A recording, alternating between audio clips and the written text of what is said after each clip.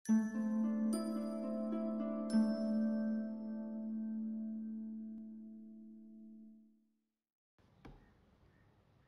A very warm welcome. Hindi साहित्य जगत में एक सफल नाटककार एवं एकांकीकार के रूप में विख्यात विनोद रस्तोगी जी की एक एकांकी बहू की विदा, उसका आज हम आस्वादन करेंगे। विनोद रस्तोगी जी अपने आसपास की समस्याओं के प्रति जागरूक थे तथा अपने नाटकों एवं एकांकी के द्वारा समाज में व्याप्त मिथ्याचार के प्रति लोगों का ध्यान आकृष्ट करते थे। दहेज मांगना मना है, लेना मना है, देना मना है, आप चाहे कुछ भी कह लें। सच्चाई तो यह है कि दहेज का लोभ एक ऐसा लोभ है जो हमारे समाज में कईयों को अपने चपेट में ले रखा है। ऐसे ही एक व्यक्ति है जीवनलाल, करीब 50 वर्ष की उम्र का एक धनी व्यापारी। जीवनलाल जितना धनी था उतना ही मोह उसे दहेज पाने का था। अपनी बेटी की शादी बड़ी धूमधाम से करवाता है, बड़ी भारी रकम दहेज में देता है और अपनी बहू के घर वालों से भी उतनी ही बड़ी रकम मिलने की आशा लिए हुए है। लेकिन बहू उनकी इच्छाओं के विपरीत दहेज ला नहीं पाती और फलस्वरूप जीवनलाल अपनी बहू को विवाह के बाद के पहले सावन को अपनी मायके जाने की अनुमति ही नहीं देता और उसी निर्णय को लेकर वे डटे रहते हैं और उसी से एकांकी शुरू होती है। देखते हैं आगे आगे होता क्या है। नाटक एवं एकांकी में पात्र परिचय अनिवार्य है, अतः डालते हैं पात्रों पर एक नज़र।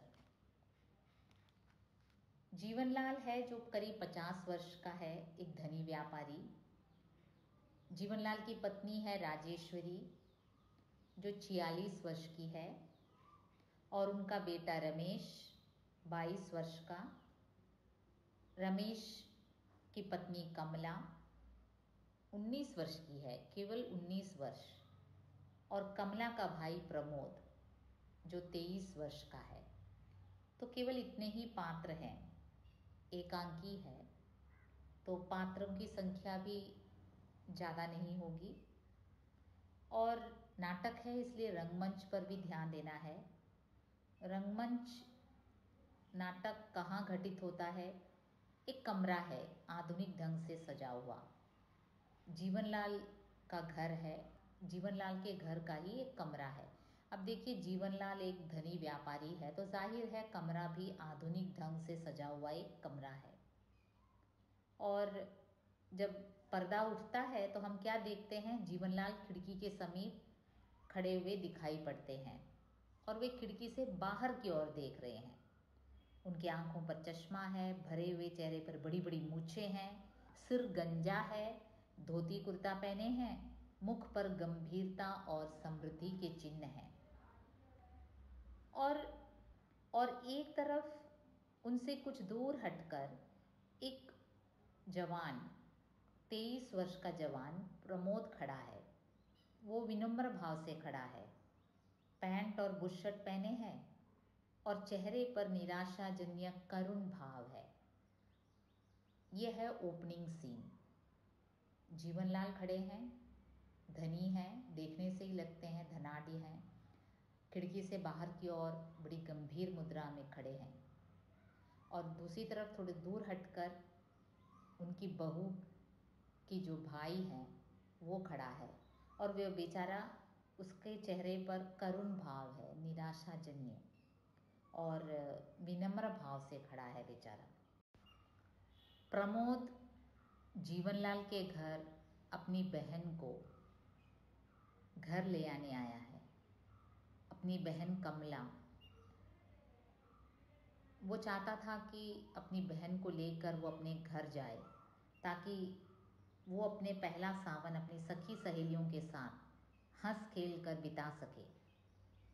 लेकिन निर्णय जीवनलाल का था, जो कि कमला के ससुर थे। देखते हैं वो क्या निर्णय लेते हैं। प्रमोद काफी विनम्र भाव से आगे बढ़कर धीमे स्वर में पूछते हैं, क्या निर्णय किया आपने? जवाब में जीवनलाल क्या कहते हैं, विदा नहीं होगी। लेकिन जरा सोचिए तो, यदि आपने विदा नहीं की तो बहन की क्या दशा होगी? तो प्रमोद पूछता है, देखो वो छोटी सी लड़की है, अभी अभी शादी हुई है आपके यहाँ आपके बेटे के साथ, और अपना पहला सावन वो अपने मायके न जा पाएगी तो उसे कितना दुख होगा। जीवनलाल काफ़ी कठोर हृदय का था। वो कहने लगा, मैंने उसकी दशा का ठेका नहीं लिया है। देखो, मैंने कोई तुम्हारी बहन की मानसिक अवस्था का ठेका नहीं लिया है। मैंने कोई कॉन्ट्रैक्ट नहीं लिया है कि उसे खुश रखूँगा हमेशा, अपनी बहू को। तब प्रमोद कहता है, हर लड़की पहला सावन अपनी सखी सहेलियों के साथ हंस खेल कर बिताने का सपना देखती है। ये तो स्वाभाविक है। हर लड़की चाहती है कि विवाह के बाद अपना पहला सावन अपने मायके में जाकर बिताए, अपने माता पिता के साथ और अपनी सखी सहेलियों के साथ अपने गांव जाकर बिताए। जीवनलाल कहता है, हाँ मैं जानता हूँ। और वो सोफे पर बैठकर जम्हाई लेते हैं, मानो प्रमोद की बातों से ऊब रहे हों। जीवनलाल एकदम ऐसा एक्सप्रेशन दिखाते हैं कि तुम्हारी ये बातें सुनकर मुझे बहुत बोरिंग लग रहा है, और वो उबकाई लेते हैं, जम्हाई लेते हैं। यह जानकर भी, अब प्रमोद कहता है, यह जानकर भी आप जानते हैं एक लड़की की क्या अवस्था है जब उसे विदा नहीं किया जाता, तब भी अपना निर्णय सुना चुका हूँ, विदा नहीं होगी। जीवनलाल ने बस अपना निर्णय ठोस रूप से सुना लिया। देखो, मैंने कह दिया कि विदा नहीं होगी तो नहीं होगी। यदि मैं कमला को बिना लिए ही गया तो माँ का हृदय टूट जाएगा। अब प्रमोद ने अपनी मजबूरी व्यक्त करते हुए कहा कि अगर मैं अपनी बहन कमला को बिना लिए ही घर जाऊं तो माँ का हृदय टूट जाएगा। मैं मजबूर हूँ। अगर माँ बहन का इतना ही ख्याल था तो दहेज पूरा क्यों नहीं दिया? अब जीवनलाल पूछते हैं, अरे मैं तो मजबूर हूँ। अगर तुम्हें माँ बहन का इतना ख्याल था तो दहेज पूरा क्यों नहीं दिया? अब प्रमोद काफ़ी दीन स्वर में कहता है, अपनी सामर्थ्य के अनुसार जितना भी हो सका हमने दिया। फिर भी अगर, अब ऐसा नहीं है कि दहेज बिल्कुल नहीं दिया। प्रमोद क्या कहता है कि दिया है, लेकिन जो उनका सामर्थ्य था उसके अनुसार उन्होंने दिया। जीवनलाल काफ़ी कड़े स्वर में गुस्से में आकर कहते हैं, अगर तुम्हारी सामर्थ्य कम थी तो अपनी बराबरी का घर देखते। झोपड़ी में रहकर महल से नाता क्यों जोड़ा? देखो, अगर तुम्हारा सामर्थ्य कम था तो अपनी बराबरी के लोगों से विवाह का संबंध जोड़ते। क्यों तुम झोपड़ी में रहकर महल से नाता जोड़ना चाहते थे? प्रमोद हाथ जोड़ता है उनके सामने। वो काफ़ी लाचार है, मजबूर है। अपनी बहन की दशा से अपनी बहन के ससुर के सामने वो हाथ जोड़ता है। जीवनलाल उठकर आवेश से टहलते हुए कहते हैं, देना तो दूर, बारात की खातिर भी ठीक से नहीं की गई। मेरे नाम पर जो धब्बा लगा, मेरी शान को जो ठेस पहुंची, भरी बिरादरी में जो हंसी हुई, उस करारी चोट का घाव आज भी हरा है। जाओ कह देना अपनी माँ से कि अगर बेटी विदा कराना चाहती हैं तो पहले उस घाव के लिए मरहम भेजें। अब जीवनलाल को इतना गुस्सा आया, वो आवेश में टहलते हुए कहने लगे कि एक तो दहेज नहीं दिया, बहुत ही कम दिया, हमारी जो हैसियत के हिसाब से बहुत कम दहेज दिया, और ऊपर से बारात की खातिरदारी भी ठीक से नहीं की। उनका जो शान है उसे ठेस पहुंची, उनके नाम पर धब्बा लगा और बिरादरी में उनकी हंसी उड़ाई गई। वो जो चोट है जो उन्हें लगा है, उनके अहम को जो चोट लगा है, उसका घाव आज भी हरा है। अब वो घाव अगर उस घाव को अगर सूखना है तो उसके लिए मरहम ज़रूरी है। तो जीवनलाल कहते हैं, देखो अपनी माँ से कहो, अगर बेटी विदा कराना चाहती हो तो पहले मेरे इस घाव के लिए मरहम भेजे। मेरा ये जो घाव है तुम्हारे कारण हुआ है, तुम्हारे परिवार वालों के कारण हुआ है। तुमने तो हमारी नाक ही कटा दी हमारी बिरादरी में। एक तो थोड़ा सा दहेज दिया, ऊपर से बारात की खातिरदारी भी ठीक से नहीं की। अरे हम कैसे शान से रहने वाले थे। अब देखो मेरे दिल में जो चोट पहुंची है, वो घाव इतना बड़ा है। अगर उस घाव पर मरहम लगाना चाहते हो तो जाओ उस घाव के लिए मरहम भेजो। प्रमोद काफ़ी लाचार होकर कहने लगा, जी आप इस समय तो विदा कर दें, हम आपकी हर मांग को पूरी करने की चेष्टा करेंगे। अब प्रमोद क्या कहता है कि हम आपकी पूरी मांग पूरी करने की चेष्टा करेंगे, लेकिन कृपा करके इस बार तो मेरी बहन को विदा कर दें। इस पर जीवनलाल कहता है, मैंने दुनिया देखी है प्रमोद, ये बाल धूप में सफ़ेद नहीं हुए हैं, और तुम कल के छोकरे मुझे बेवकूफ़ बनाना चाहते हो। अब जीवनलाल गुस्से में आकर कहता है, देखो ये मेरे बाल जो हैं यूं ही सफ़ेद नहीं हुए हैं, मैंने दुनिया देखी है, और तुम कल के छोकरे मुझे बेवकूफ़ बनाना चाहते हो कि अभी तो बहन को विदा कर दिया, फिर अगले साल भी यही हुआ और दहेज की बात वहीं की वहीं रह जाएगी। ये तो अक्सर देखा जाता है। यह आप क्या कह रहे हैं? प्रमोद एकदम दीन स्वर में कहता है, ठीक कह रहा हूँ, मेरा फैसला आखिरी है। विदा तभी होगी जब 5,000 नकद इस हाथ पर रख दोगे। अपना दायां हाथ फैलाकर कहता है जीवनलाल, देखो मेरा फैसला आखिरी है, मैं अपनी बहू को यानी तुम्हारी बहन को विदा करने के लिए तैयार नहीं हूँ। विदा वो तभी होगी जब 5,000 नकद, देखो दायां हाथ फैलाकर कहता है, यहाँ इस हाथ पर रख दोगी। प्रमोद आवेश में कहता है, ये तो सरासर अन्याय है। शिकायत आपको हमसे है। उस भोली भाली लड़की ने आपका क्या बिगाड़ा है जो विदा न करके आप उससे बदला ले रहे हैं? अगर रमेश बाबू होते। अब प्रमोद आवेश में कहता है, ये तो सरासर अन्याय है। देखो उस भोली भाली लड़की ने क्या बिगाड़ा आपका? आपको हमसे शिकायत है तो हमसे आप बदला ले लें। अब वो लाचार होकर कहता है प्रमोद कि अगर रमेश बाबू होते, मतलब अगर कमला का पति अर्थात जीवनलाल का बेटा वहाँ होता तो उसे ये आशा थी कि वो तो जवान है, वो तो शायद मान जाता। तो वह क्या कर लेता? जीवनलाल गुस्से में आकर पूछता है, मेरे सामने मुंह खोलने की हिम्मत नहीं है उसमें। वो मेरा बेटा है, तुम्हारी तरह बड़ों के मुंह लगने की बदतमीजी करने वाला कोई आवारा छोकरा नहीं। अब जीवनलाल कहता है, अगर मेरा बेटा रमेश यहाँ होता तो भी क्या कौन सी बड़ी बात हो जाती, क्योंकि वो मेरा बेटा है और मेरे सामने मेरे खिलाफ, मेरे निर्णय के खिलाफ मुंह खोलने की हिम्मत है ही नहीं उसमें। और तुम्हारी तरह, देखो वो मेरा बेटा तुम्हारी तरह बड़ों के मुंह लगाने की बदतमीजी करने वाला भी नहीं है।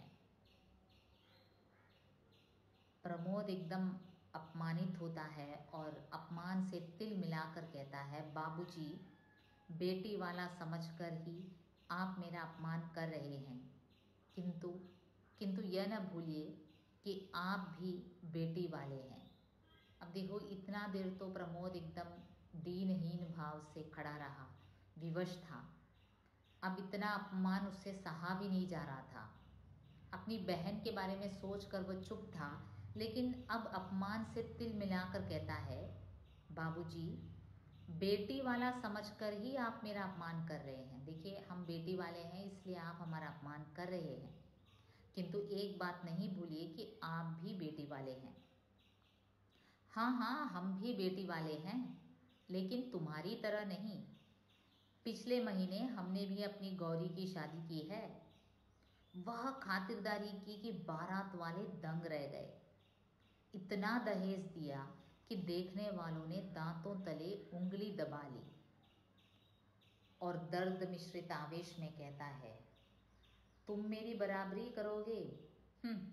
बेटी वाले होकर भी हमारी मूंछ ऊंची है, समझे? अब जीवनलाल उदाहरण देकर कहता है कि मैं अगर बेटी वाला हूँ तो मैंने अपनी बेटी को काफ़ी शानो शौकत से, काफ़ी दहेज देकर उसकी शादी की है। और बारात की खातिरदारी भी इतनी अच्छी तरह से की कि लोग देखते ही रह गए। दहेज इतना दिया कि देखने वालों ने दांतों तले उंगली दबा ली। अब हम भी बेटी वाले हैं और तुम भी बेटी वाले हैं, लेकिन हमने अपनी बेटी के लिए कितना कुछ किया, और इसलिए समाज में आज भी हमारी उतनी ही इज्जत है। हमारी मूंछें आज भी ऊंची हैं इज्जत के कारण। लेकिन तुम बेटी वाले हो और तुमने इतना कम दहेज दिया और बारात की खातिरदारी भी इतनी बुरी तरीके से की कि हमारी नाक कट गई। प्रमोद कुछ ना कह सका, जी जी कहते ही रह गया। रमेश गया है गौरी को विदा कराने, और वो अपनी कलाई पर बंधी घड़ी देकर कहता है, कुछ देर में उसे लेकर ही आता होगा।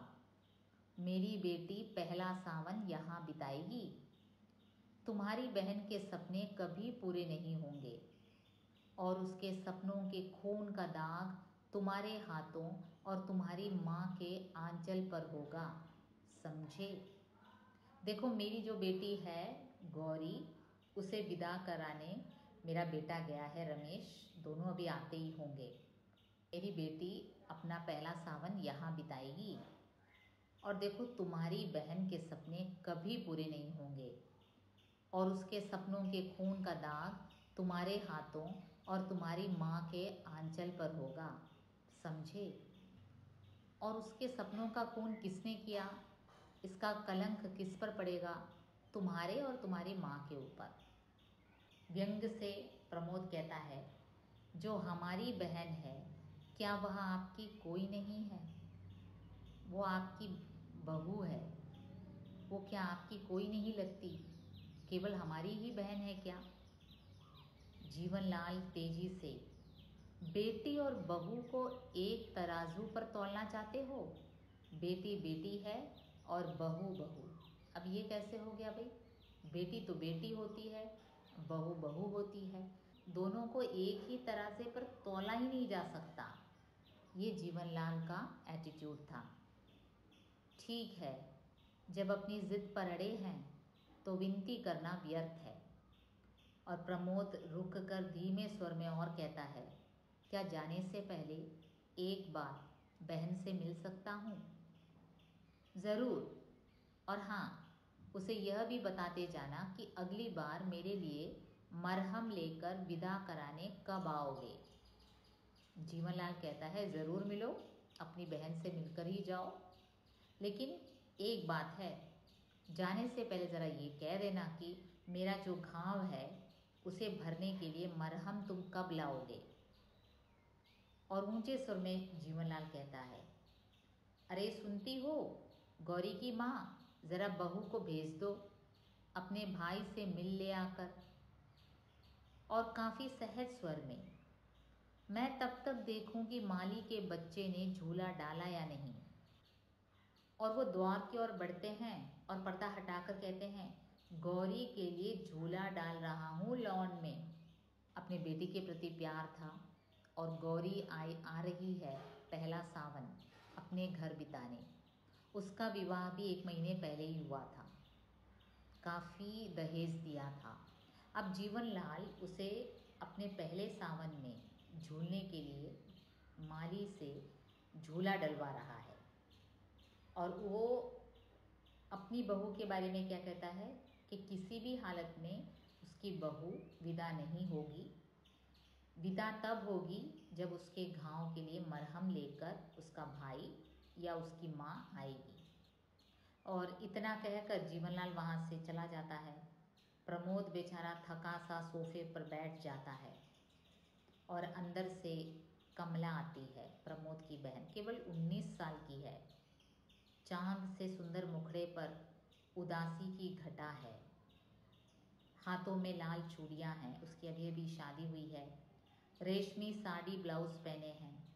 प्रमोद के पास जाकर चुपचाप खड़ी हो जाती है, सिर नीचा किए। घर की बहू है और सिर नीचा किए दुखी होकर, पहने तो सिल्क साड़ी और ब्लाउज पहने हैं, हाथों में लाल लाल चूड़ियाँ हैं, चांद सा मुखड़ा है, लेकिन अंदर से काफ़ी टूटी हुई है, दुखी है।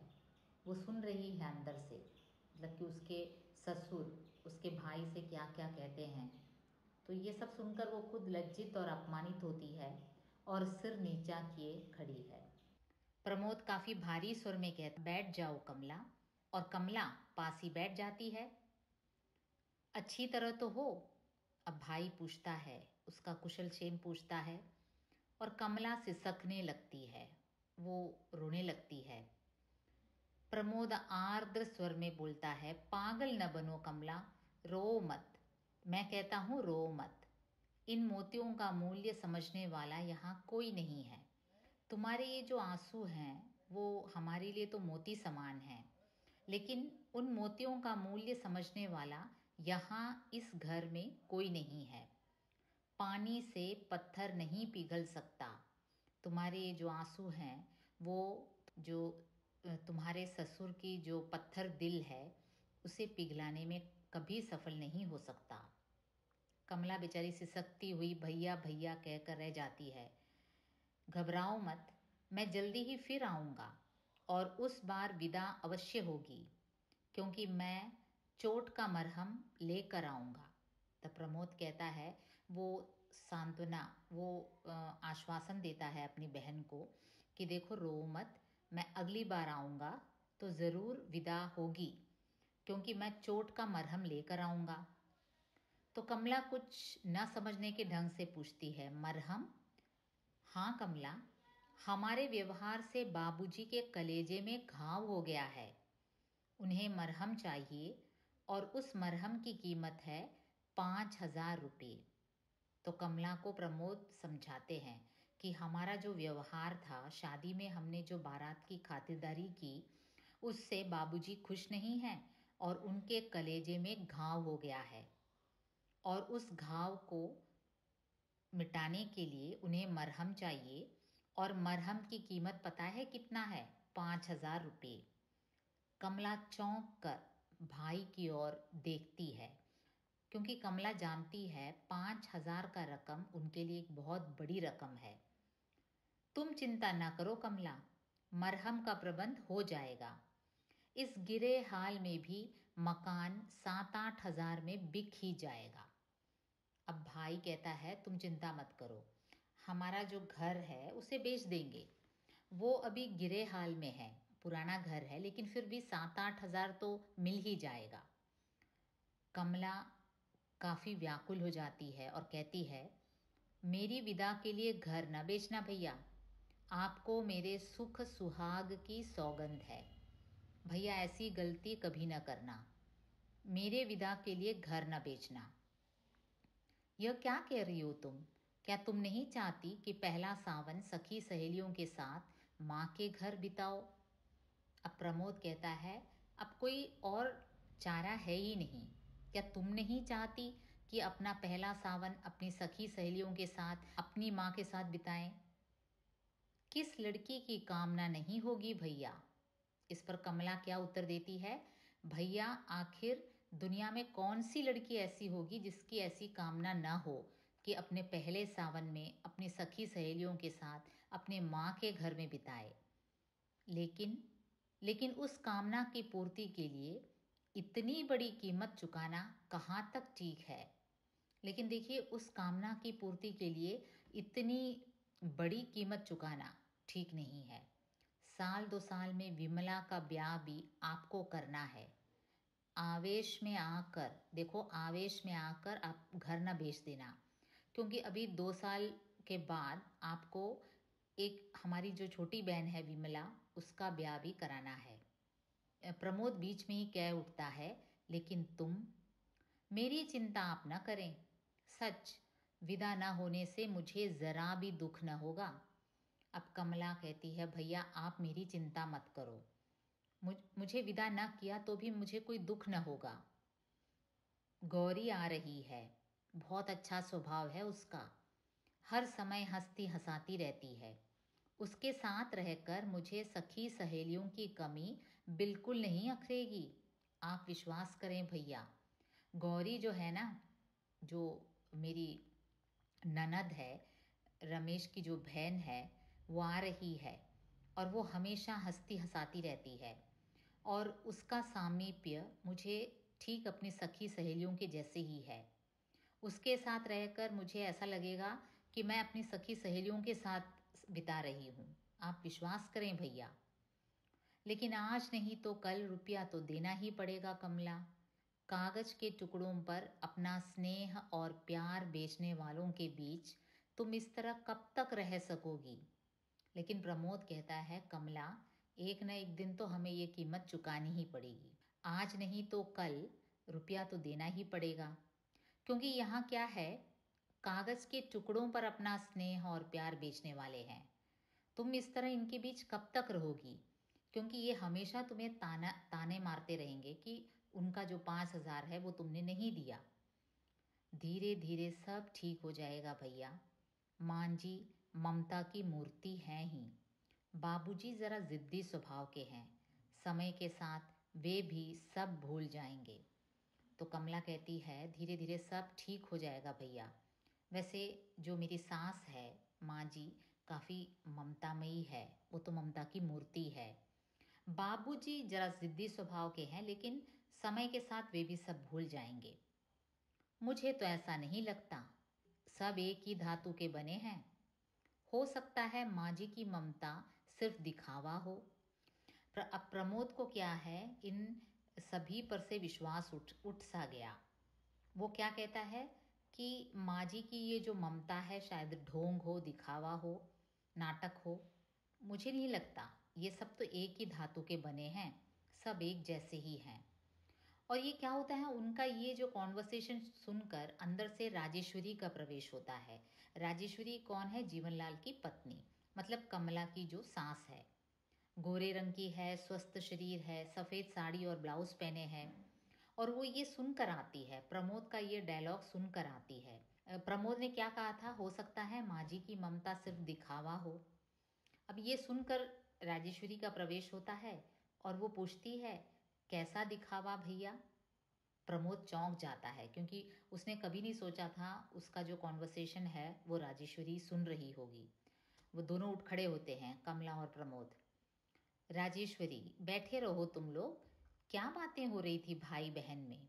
और वो हंसकर पूछती है, बैठो बैठो, क्या बातें हो रही थी भाई बहन में? बस कुशल क्षेम पूछ रहा था। हाँ, विदा के लिए क्या कहा उन्होंने?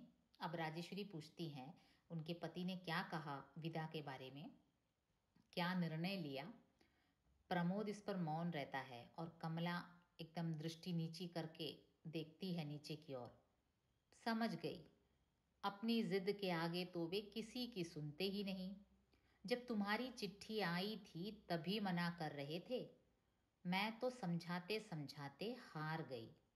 क्या कहा उन्होंने? अब राजेश्वरी जब देखती है कि दोनों भाई बहन चुप हैं, मौन हैं, तो वो समझ जाती है कि उनके जो पति हैं वो अपने जिद पर अड़े होंगे, उन्होंने ना कर दिया होगा। और वो कहती है कि मैं तो समझाते समझाते हार गई। जब प्रमोद की चिट्ठी आई थी तभी से वो मना करते जा रहे थे। और ये सब सुनकर भी प्रमोद फिर मौन। मुझसे शर्म कैसी? मेरे लिए जैसा रमेश वैसे ही तुम। बोलो, कितना रुपया चाहते हैं वे? अब राजेश्वरी बात पर आ जाती है। देखो, मुझसे शर्म करने की कोई ज़रूरत नहीं है। मुझे जैसा रमेश वैसे ही तुम। रमेश मेरा बेटा है, तुम भी बेटे जैसे ही हो। बोलो, कितना रुपया चाहते हैं वे? जी जी, रुपये की तो कोई बात नहीं हुई। वे तो प्रमोद पहले तो झूठ कहता है। वो कहता है, जी रुपये की तो कोई बात नहीं हुई। राजेश्वरी बीच में ही काटते हुए बोलती है, माँ से झूठ बोलते हो? मैं उन्हें अच्छी तरह जानती हूँ। इंसान से ज़्यादा प्यारा उन्हें पैसा है। अब राजेश्वरी कहते हैं, मुझसे झूठ क्या बोलना, माँ से कभी झूठ बोला जाता है? मैं अपने पति को अच्छी तरह जानती हूँ। इंसान से ज़्यादा उनको प्यारा पैसा है। जी आप? वो राजेश्वरी क्या है, प्रमोद की ओर गूढ़ दृष्टि से देखती हुई बोलती है, कितना रुपया लेकर वे विदा करने को तैयार हैं? चुप क्यों हो, बताओ। अब राजेश्वरी पूछती है, एकदम स्ट्रेट फॉरवर्ड पूछती है, कितना अमाउंट मांगा उन्होंने? प्रमोद एकदम धीमे और उदास स्वर में कहता है, 5,000। बस? मैं देती हूँ तुम्हें रुपये। उनके मुंह पर मार कर कहना कि यह लो कागज के रंग बिरंगे टुकड़े, जिन्हें तुम आदमी से ज़्यादा प्यार करते हो। अब राजेश्वरी कहती है, 5,000 मांगे है ना, मैं देती हूँ तुम्हें। और जाओ और जीवनलाल के सामने फेंक कर कहना कि ये जो कागज़ के टुकड़े हैं, जिन्हें तुम आदमी से ज़्यादा प्यार करते हो, लो ये तुम्हारे पैसे। उठकर सामने वाले द्वार की ओर वो बढ़ती है और कहती है, देखो मैं अभी लाती हूँ। प्रमोद, ठहरिए माँ जी। प्रमोद के लिए तो काफ़ी इंसल्ट हुआ कि अपनी बहन की जो सास है उसी से पैसा लेकर दहेज का कर्ज अदा करे, तो वो काफ़ी इंसल्टेड फील होता है। वो कहता है, ठहरिए माँ जी। राजेश्वरी रुक जाती है और मुड़कर प्रमोद की ओर देखती है। मुझे रुपये नहीं चाहिए, मैं बिना विदा कराए ही जा रहा हूँ। अब प्रमोद कहता है, उसका भी एक अहम है, उसका भी एक व्यक्तित्व है। वो कहता है, मुझे रुपये नहीं चाहिए, मैं बिना विदा कराए ही जा रहा हूँ। और कमला उसी प्रकार एकदम मूर्ति सी वहीं बैठी रहती है। राजेश्वरी लौटती हुई कहती है, यह क्या कह रहे हो बेटा, मेरे रहते विदा न हो, यह कभी नहीं हो सकता। तो ये जो सास थी वो अच्छी दिल वाली थी। वो कहती है, मेरे रहते ये विदा न हो, ये कभी नहीं हो सकता। मैं माँ हूँ, माँ के दिल को समझती हूँ। मैं स्वयं एक माँ हूँ और माँ के दुख दर्द को अच्छी तरह भली भांति समझती हूँ। जिस तरह उतावली होकर मैं गौरी की राह देख रही हूँ, उसी तरह तुम्हारी माँ भी कमला की राह देख रही होगी। देखो मैं कितनी एक्साइटेड हूँ, मेरी बेटी गौरी घर आ रही है। जितनी खुश और उतावली मैं हूँ गौरी के आने के प्रति, उसी प्रकार कमला की राह देख रही होगी तुम्हारी माँ। वो भी उतनी ही उतावली और खुश होगी। तुम अकेले नहीं जाओगे। और वो कमर से कुंजियों का गुच्छा निकालकर कमला की ओर बढ़ाती है। वो होता है ना जो तिजोरी की चाबियाँ, गुच्छे जो हैं वो देती है अपनी बहू को। जा बेटी, तिजोरी से रुपये निकाल ला। कमला गुच्छा लेने के लिए हाथ आगे नहीं बढ़ाती। प्रमोद खिड़की की ओर मंद गति से बढ़ता है। कमला हाथ नहीं बढ़ाती। इस पर राजेश्वरी कहती है, जाती क्यों नहीं? गुच्छा कमला के हाथ में थमाती हुई वो क्या करती है, गुच्छा कमला के हाथ में ज़बरदस्ती थमाती है और कहती है, जल्दी कर। कमला उठती है, माँ जी कहती है और फिर सिसकने लगती है। उसे एकदम से माँ जी की ये जो ममता और ये प्यार, ये लगाव देखकर उसे रोना आता है। राजेश्वरी मेरी बेटी कहकर उसे हृदय से लगा लेती है और प्रमोद खिड़की से बाहर की ओर देखने लगता है। इतने में बाहर से जीवनलाल कहता है, अरे सुनती हो, गौरी के आने का समय हो गया, तुमने स्वागत की कोई तैयारी नहीं की। वो बाहर से कह रहा है, हमें आवाज़ आ रही है। किसकी? जीवनलाल की। अरे सुनती हो, गौरी के आने का समय हो गया, तुमने स्वागत की कोई तैयारी नहीं की। तो इस पर राजेश्वरी कमला से कहती है, जा बेटी तू अंदर जा। और कमला अंदर जाती है। प्रमोद बाहर वाले द्वार की ओर देखता है जिधर से जीवनलाल आते हैं। अंदर आने पर जीवनलाल पूछता है, अरे तुम यहाँ खड़ी हो, जाकर तैयारी करो स्वागत की। ज़रा यह भी तो देख लें कि नाक वाले अपनी बेटी का स्वागत कैसे करते हैं। अब जीवनलाल थोड़ा ताने मार के कहता है कि देखो प्रमोद भी ज़रा जान ले कि हम नाक वाले अपनी बेटी का स्वागत कैसे करते हैं। इस पर राजेश्वरी एकदम चिढ़ कर कहती है, गालियों के अलावा कभी सीधी बात नहीं निकलती मुंह से, जब देखो तब बेढंगी बातें। अब राजेश्वरी कहती है, तुम कभी सीधी बात नहीं कह सकते, हमेशा मुंह से गालियां ही निकलती हैं, दूसरों को इंसल्ट करते रहते हो। यह लो, इसमें कौन सी गाली दे दी मैंने? तुम समझते हो कि दुनिया में एक तुम ही नाक वाले हो और सब नकटे हैं। अब तुम्हें लगता है तुम्हारे पास थोड़ा धन है, तो इसलिए तुम्हें लगता है कि तुम ही केवल नाक वाले हो, बाकी सब नाक कटे हुए हैं। तुम्हें तो मेरी हर बात में बुराई ही दिखाई देती है। प्रमोद, तुम ही बताओ, मैंने कोई बुरी बात कही है? अब देखो, जीवनलाल प्रमोद को ताने मार रहा था और उसी से पूछता है कि प्रमोद, क्या मैंने कोई गलत बात कही? धीरे धीरे आगे बढ़ता हुआ प्रमोद कहता है, ठीक ही कहा है आपने, आज के युग में पैसा ही नाक और मूंछ है। प्रमोद एक पते की बात कहता है, आपने ठीक ही कहा, इसमें कोई गलत बात नहीं है। आज के युग में पैसा ही सब कुछ है। जिसके पास पैसा है उसकी नाक है, मूंछ है। जिनके पास पैसा नहीं, वह नाक मूंछ होते हुए भी न कटा है, मुझ कटा है। जो गरीब है वो नाक और मूंछ होते हुए भी न कटा और मुझ कटा है। और अचानक बाहर से क्या सुनाई देता है? गाड़ी का हॉर्न। तो कौन होगा? रमेश गया था अपनी बहन गौरी को लेने, तो वही होगी। जीवनलाल अपनी बेटी गौरी के स्वागत के लिए काफ़ी उत्साहित होता है और उसी समय हमने सुना एक हॉर्न बजता है, गाड़ी का हॉर्न बजता है और सभी को लगता है कि गौरी पहुंच गई है। और जीवनलाल काफ़ी प्रसन्न स्वर में, आ गई मेरी गौरी, अरे खड़ी खड़ी मेरा मुंह क्या देख रही हो, अंदर से मिठाई का थाल लाओ। वो कहता है मेरी गौरी आ गई और अपनी पत्नी से कहता है, तुम खड़ी खड़ी मेरा मुंह क्या देख रही हो, अंदर से मिठाई का थाल लाओ। और राजेश्वरी क्या है, उसी प्रकार खड़ी रहती है और वो देखती है बाहर वाले द्वार की ओर। प्रमोद भी देख रहा होता है और कमला भी खड़ी है। और जीवनलाल क्या है, बड़े उत्साह से द्वार की ओर बढ़ते हैं। तभी बाहर से रमेश आता है, जीवनलाल और राजेश्वरी का बेटा रमेश। वो क्या है, वो एक सुंदर नवयुवक है, पैंट और कमीज पहने है, कोट है हाथ में, बरसाती कोट है, लेकिन चेहरे पर उदासी के चिन्ह हैं। और वो अंदर आकर चुपचाप खड़ा हो जाता है। जीवनलाल देखता है कि रमेश गौरी को बुलाने गया था और गौरी कहीं दिखाई नहीं दे रही है। तो वो काफी घबराए हुए स्वर में पूछता है, गौरी कहाँ है? रमेश काफी धीमे स्वर में कहता है, वह नहीं आई। नहीं आई? क्यों? तबीयत तो ठीक है उसकी। क्यों, क्या हुआ? उसकी तबीयत तो ठीक है। जी हाँ। फिर? उन्होंने विदा नहीं की, उसके ससुराल वालों ने विदा नहीं की। अब राजेश्वरी एकदम से स्तब्ध होकर कोच में बैठ जाती है। कमला भी एकदम चिंतित हो जाती है। और प्रमोद प्रमोद जीवनलाल का जो रिएक्शन है वो देखता है। और जीवनलाल की ये हालत हुई थी, उसने कभी नहीं सोचा था, क्योंकि ये ऐसे हो ही नहीं सकता। उसे ये विश्वास ही नहीं हो रहा। विदा नहीं की? क्यों नहीं की विदा?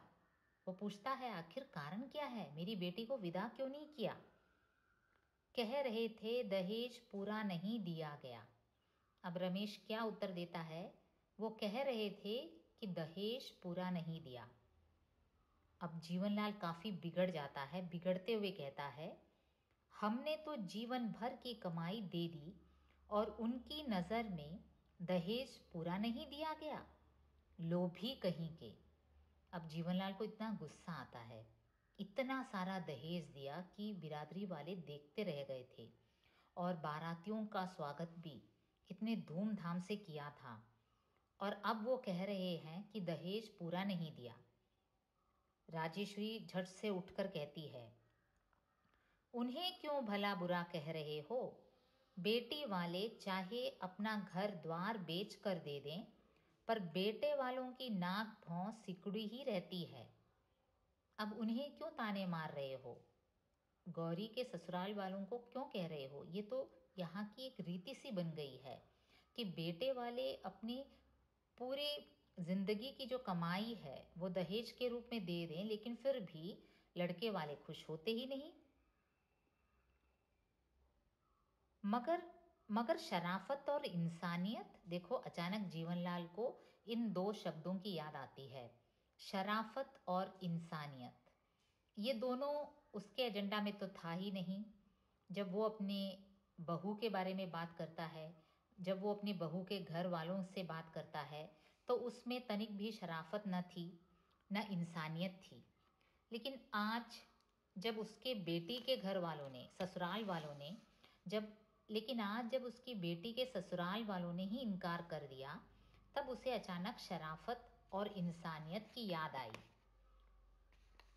राजेश्वरी बीच में ही बात काटते हुए बोलती है, अब शराफत और इंसानियत की दुहाई देते हो?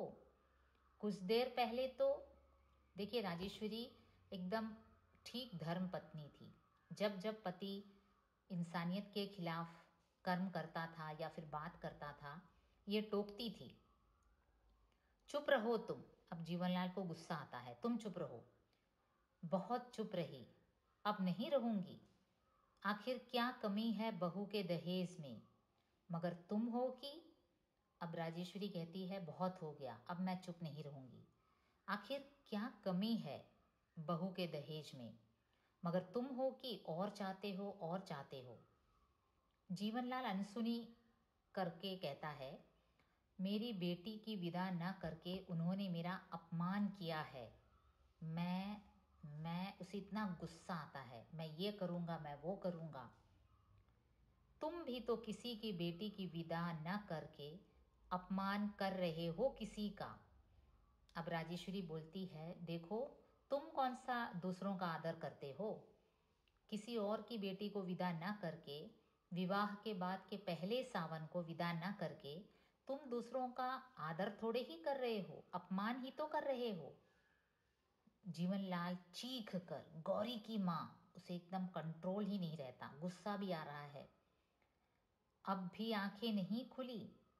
जो व्यवहार अपनी बेटी के लिए तुम दूसरों से चाहते हो, वही दूसरे की बेटी को भी दो। जब तक बहू और बेटी को एक सा नहीं समझोगे, न सुख मिलेगा और न शांति। अब राजेश्वरी एक पते की बात कहती है कि देखो, अभी तक तुम्हारी आंखें नहीं खुली, तुमने तो इतना सारा दहेज दिया, फिर भी गौरी के घर वाले संतुष्ट नहीं। जो व्यवहार अपनी बेटी के लिए तुम दूसरों से चाहते हो, वही दूसरे की बेटी को भी दो ना। जब तक तुम बहू और बेटी को एक सा नहीं समझोगे, न तुम्हें सुख मिलेगा न शांति। और जीवनलाल बेचैन हो जाता है, इधर उधर टहलने लगता है। जीवनलाल काफ़ी बेचैन हो जाता है, वो इधर उधर टहलने लगता है, हाथ मलता है और उसका सिर नीचे झुक जाता है।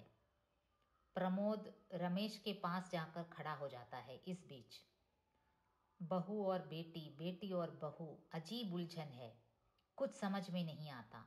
अब जीवनलाल, थोड़ी देर पहले ही उसने कहा था, प्रमोद को ताने मारते हुए इसने कहा था कि ये भी देखें कि हम कैसे अपनी बेटी का स्वागत करते हैं, हम नाक वाले हैं, मूंछ वाले हैं। और आज उसकी नाक भी कट गई, मूंछ भी कट गई, अजीब उलझन में पड़ गया। वो समझ ही नहीं पा रहा था, मतलब कि उसकी समझ में बेटी बेटी होती है और बहू पराया होती है। लेकिन आज वो टोटल कन्फ्यूजन में पड़ गया। में पड़ गया। वो रुक कर पत्नी की ओर देखते हुए कहता है, शायद शायद तुम ठीक कहती हो राजेश्वरी, तुम ठीक कहती हो। प्रमोद आगे बढ़कर धीमे स्वर में, अब मुझे आज्ञा दीजिए बाबूजी। अब प्रमोद कहता है, अब मुझे चलना चाहिए, मेरी गाड़ी का समय हो रहा है, मैं जा रहा हूँ, मैं जल्द ही फिर आऊँगा। विश्वास रखें, इस बार आपकी चोट के लिए मरहम लाना न भूलूँगा। अब प्रमोद कहता है, बाबूजी मेरे जाने का टाइम हो गया, अब विश्वास कीजिए अगली बार जब मैं आऊँगा तो आपकी जो मरहम है आपके घावों को भरने के लिए, वो ज़रूर लेकर आऊँगा। जीवनलाल काफ़ी दुखी सुर में कहता है, ठहरो प्रमोद, मुझे और लज्जित ना करो। बेटा, मेरी चोट का इलाज बेटी की ससुराल वालों ने दूसरी चोट से कर दिया है। अब वो उसकी आंखें खुल जाती है, उसे पश्चाताप होता है। वो कहता है, बेटा, जो मेरी चोट थी उसका इलाज मेरी बेटी के ससुराल वालों ने एक उससे भी बड़ी चोट से दे दिया है। तुम मुझे और लज्जित ना करो। बाबूजी, प्रमोद आश्चर्यचकित हो जाता है कि जीवनलाल इस प्रकार की बातें कह रहा है, वो सोच भी नहीं सकता था। आखिरकार वो जीवनलाल निश्वास छोड़ते हुए कहता है, कभी कभी चोट भी मरहम का काम कर जाती है बेटा। अरे खड़ी खड़ी मेरा मुंह क्या ताक रही हो? अंदर जाकर तैयारी क्यों नहीं करती? बहू की विदा नहीं करनी है क्या? अब देखो वो कैसे अपनी राय बदल देता है, अपना निर्णय बदल देता है जल्दी से अपना निर्णय बदल लेता है, क्योंकि वो खुद जब लज्जित हुआ, इतना सारा दहेज देने के बाद भी जब उसकी खुद की बेटी को इस प्रकार का अपमान सहना पड़ा, तब जाकर उसकी आंखें खुली। तब जाकर उसे पता चला कि कमला के घर वालों पर क्या बीत रही होगी, और वो झट से अपना निर्णय बदल लेता है। वो अपनी पत्नी से कहता है, क्या खड़ी खड़ी मुंह देख रही हो? जाके अपनी बहू को विदा करने की तैयारी करो। और इस प्रकार ये एकांकी यहाँ समाप्त होती है। दहेज प्रथा नामक एक कुप्रथा पर प्रकाश डालते हुए एकांकीकार ये समाज की ये जो रीति है, रिवाज है दहेज देने का और दहेज का जो लोभ है, उसकी ओर हमारा ध्यान आकर्षित करना चाहते हैं कि लड़की वाले इज्जत से रह सकें, वो अपनी बेटी को एक उपहार स्वरूप कुछ दें तो स्वीकार करें, वरना उन पर ये दहेज का इस प्रकार का जो ये प्रेशर डाला जाता है, वो समाज को कहाँ ले जाएगा, कहाँ जाकर खड़ा करेगा। इस और संकेत दिया है कि दहेज लेना मना है, देना मना है, और पैसे वालों की ही इज्जत होती है, ऐसी बात नहीं है। जैसे जीवनलाल बोलता था कि हम तो सिर ऊंचा करके खड़े होने वाले हैं, हमारी नाक नहीं कटी है, लेकिन जब उसकी ही नाक कट जाती है, उसकी ही इज्जत मिट्टी में मिल जाती है, तब जाकर उसकी आंखें खुलती है, और तब जाकर उसकी पत्नी राजेश्वरी की बातों को वो समझ पाता है कि बेटी और बहू में फर्क नहीं कर